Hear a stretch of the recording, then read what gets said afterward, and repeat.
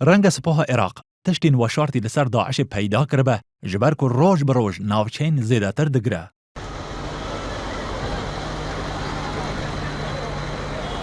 با آرمانجا سردان کرنا عوارین مخمور و هزن سپاه عراقی هر یک جو سلیم جبوری سروک پارلمان عراق و خالد عبیدی وزیر براوانیا وی ولاتی سردان قضای مخموری کرن.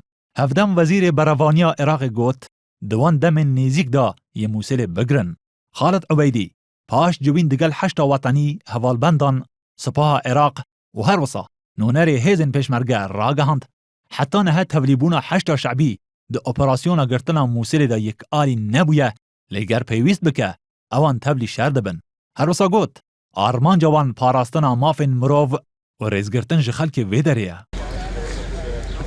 احنا والسيد رئيس وزراء پێشتریش من و جەنابی سەرۆک وەزیرانی عێراق ڕامانگەیاند دەبێت لە ساڵی 2016 کۆتایی بە داعش بێنین. مناطق العراق. نعم تفضل. السيد الوزير برزان الأمين بالتحديد الحشد الشعبي قوات الحشد الشعبية سيشارك بتحرير النينوى أم لا؟ الموضوع متروك إلى الخطط العسكرية. بەشداری حەشدی شعبی هەمولایەک بە سەرۆک وەزیرانی شەوە بڕیاری لەسەر دەدەن بەڵام ئەگەر پێویست بکات بەشداری بە حەشدی شعبیش دەکەین. أذكر أنه هناك حاجة للحشد الشعبي ممكن أن يشارك وفي مناطق معينة.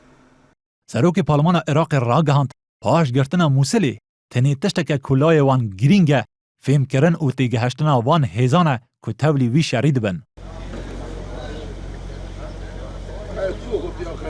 عملية النصر النهائي لا يمكن أن تكون إلا ب بۆ کۆنتڕۆلکردنەوەی کۆتایی مووسڵ پێویستیمان بە کۆمەڵێک شتی گرنگە کە گرنگترینیان لێک تێگەیشتن و هەماهەنگی و دابەشکردنی ئەو هێزانەیە کە بەشداری لە کۆنتڕۆلکردنەوەی نینەوادا دەکەن.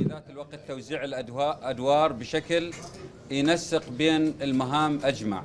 د چند هفتین دەربازبوویدا سپاه عراق ئۆپەراسیۆنێک لە سینۆری قەزایە مەخمور و دەردۆرە دژلە دەست پێ کرد. ئەو ئۆپەراسیۆن لەسەر 3 قۆناغاندا هاتبوو پارڤەکردن. د نهادا 2 قۆناغی وێ ئۆپەراسیۆنی پاشگرتنا چەند ناوچەیان داوی هاتیە و 2 قۆناغا سێهەمدا سپاه عراق دixwaze navçeya geyare bigire.